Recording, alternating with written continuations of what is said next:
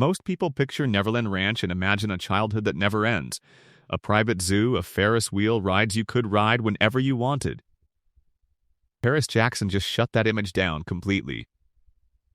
In a rare, deeply candid interview, Michael Jackson's daughter revealed that her childhood at Neverland wasn't a permanent playground at all. It was homework, chores, and a strict set of rules, with the famous rides reserved for other children, not for her and her brothers.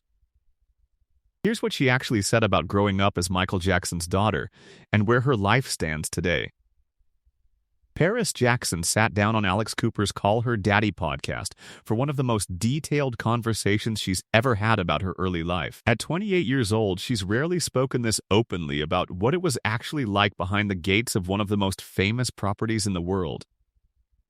And almost immediately, she started correcting the record. Ask most people what a day at Neverland looked like, and they'd probably guess something involving a carousel. Paris's answer was simpler than that. "I'd wake up and go to school," she said. Not a yellow bus, not a playground at recess, just walking down the hall to a room that functioned as their classroom. Homeschooling was the routine, every single day, long before any rides entered the picture. Then came the rule that, according to Paris, defined her entire childhood, not just at Neverland, but everywhere the family lived afterward. If you're good, and you do your chores, and you do your homework, and you do the things you're supposed to do, she explained, then on the weekends, you could go see the animals, or go on the rides, or watch a movie. It wasn't a one-time policy. Paris described it as the consistent thread running through her whole upbringing, no matter where the family was living. If they were staying in Las Vegas for a stretch, good behavior might earn a weekend trip to Circus.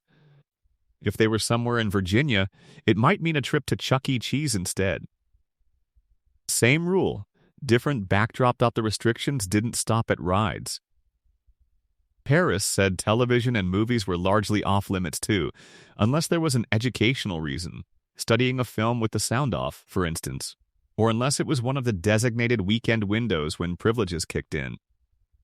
And when the family did go out in public, anonymity mattered as much as behavior.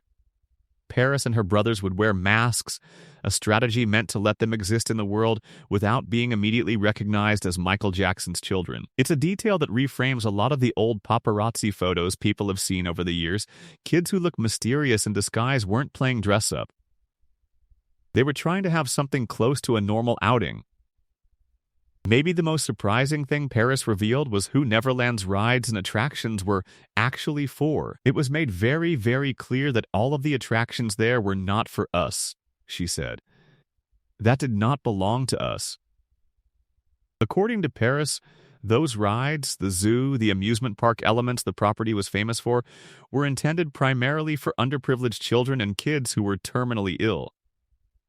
Children who might not otherwise get the chance to experience something like Disneyland. For Michael's own kids, access wasn't automatic. It was something they had to earn on the same terms as anyone else in the household. Paris even joked about what her childhood might have looked like without those boundaries, saying that if she'd simply had free run of the place, she probably would have grown up to be an insufferable brat. Instead, she said, she got structure.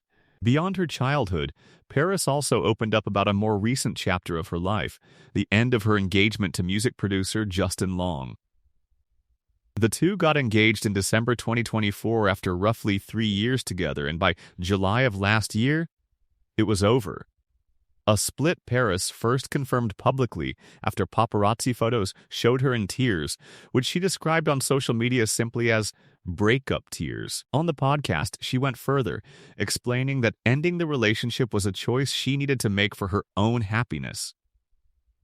She admitted she'd tried to end things multiple times before actually following through, caught in that familiar internal argument of wondering whether staying a little longer might have made it work.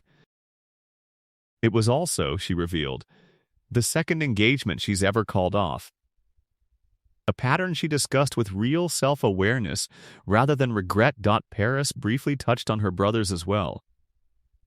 Prince, the oldest of Michael's 3 children, has continued to build a public presence around charitable work tied to the family's legacy. Bigi, the youngest, previously known by the nickname Blanket, has developed a growing interest in filmmaking, a path that quietly echoes their father's own instincts as a creative perfectionist, just from behind the camera instead of on stage. And then there's the fight that's been running in the background of Paris's adult life for years now.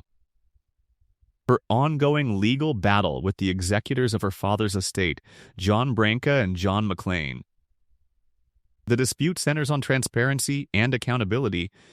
Paris has accused the two men of mismanaging estate funds and abusing their positions, allegations they've firmly denied, pointing to their track record of pulling the estate out of significant debt after Michael's death in 2009. Earlier this year, Paris actually won a real victory. A Los Angeles judge ruled that $625,000 in bonus payments made to outside law firms back in 2018 had to be returned to the estate, agreeing with Paris that the payments lacked proper transparency. It was a meaningful win, one her team called a massive step toward accountability. But it hasn't ended the larger fight. In a separate ruling months earlier, a judge had sided with the executors on a different piece of Paris's petition, striking most of it down under California's anti-SLAPP statute. In other words, Paris has scored real points, but the war over how her father's roughly $788 million estate is managed is still very much ongoing. What Paris Jackson described isn't the fairy tale most people assumed her childhood was. It was structure, rules, homework before rides, and a father who, according to his own daughter, was determined to keep his children grounded even while living somewhere that looked like a fantasy from the outside. That same instinct for control and privacy seems to echo now, decades later, in how fiercely Paris is fighting for transparency over what he left behind. Whether it's a strict rule about weekend rides or a courtroom battle over hundreds of thousands of dollars, the through line is the same. Paris Jackson isn't interested in the version of her family's story other people have already written for her. She's telling her own.